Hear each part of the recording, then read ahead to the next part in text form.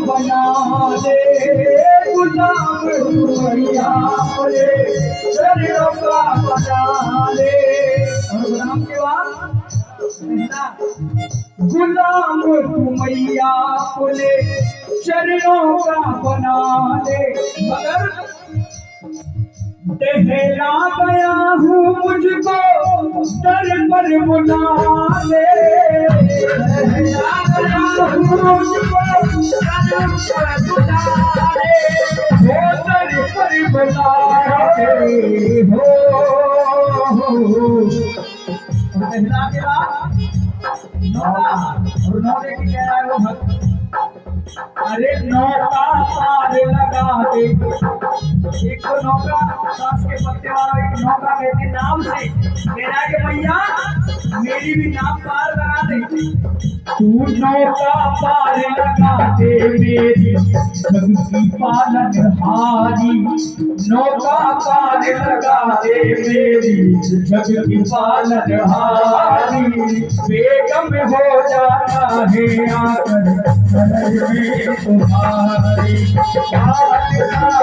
मैया के नौका पुजारी। बेगम हो जाता है आपकी शरण में तुम्हारी।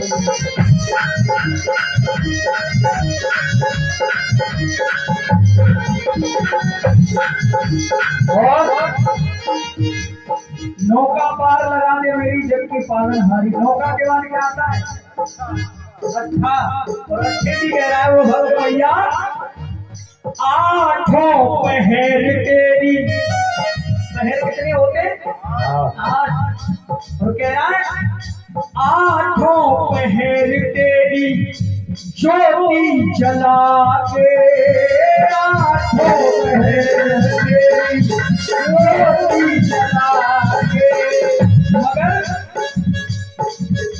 आज के बाद सत्ता, मगर सत्ता के भी 2 अर्थ होते हैं। एक तो सत्ता पत्ते वाला, एक सत्ता कहते हैं सरकार से। कहते हैं कि फलाने की सत्ता गिर गई, फलाने की सत्ता बढ़ गई, तो सत्ता कहते हैं सरकार से। आठों पहर तेरी ज्योति जला के। पर बड़ा सुकून मिलता है तेरी सत्ता में आके। बड़ा सुकून मिलता है तेरी। क्यों? मैया की सरकार में आकर, सत्ता में आकर अच्छे अच्छे को सुकून मिल जाता है। सत्ता में आके हो। अब सत्ता के बाद छक्का, छक्की की कह रहा है हो मैया तूने छक्का छुड़ा दिए दुश्मन के। अरे छक्का छूटे दानव दल के सेना सब मारी। बेगम हो जाता है आकर शरण में तुम्हारी। मैया तेरे चरणों का पुजारी।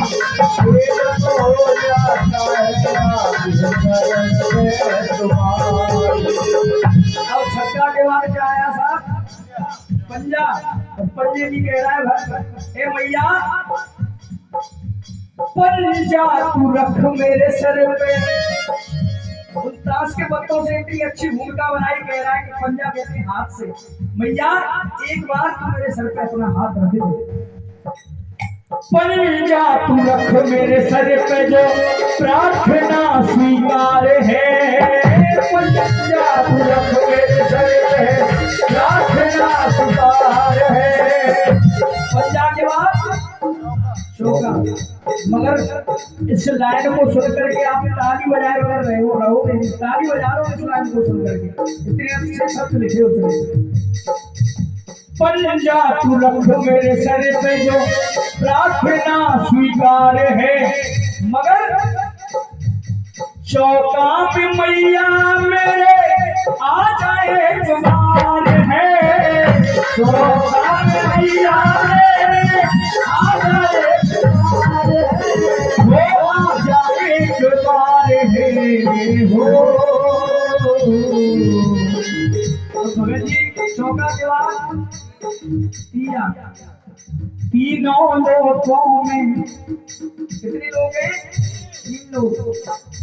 इन तीनों लोकों में मैया तेरी महिमा है भारी, बेगम हो जाता है आकर शरण में तुम्हारी, आज साधी मैया तेरी महिमा भारी, बेगम हो जाता है आकर शरण में तुम्हारी।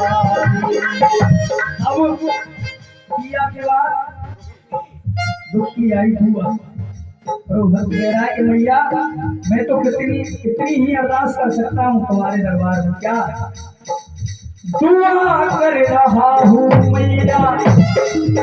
दुए को उसने कैसे समझा कि मैं आपकी दरबार में दुआ कर रहा हूँ, अर्चना कर रहा हूँ, और केवल किस कारण? दुआ कर रहा हूँ मैया तेरे दरबार में, दुआ कर रहा हूँ मैया तेरे दरबार में। दुआ के बाद इक्का,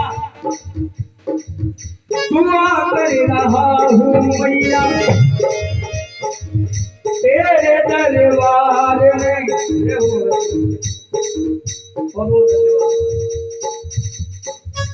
दुआ कर रहा हूँ मैया तेरे दरबार में, मगर दुआ के बाद क्या आता है? और इक्का की मैं तो इतना ही कहूँगा, जैसे आप सब इकट्ठे हुए हो, मैं तो मैया से यही कहूँगा कि मैया ऐसी एकता हमेशा इन भक्तों में बनाए रखे। दुआ कर रहा हूँ मैया तेरे दरबार में, पर एका बनाए रखना इस परिवार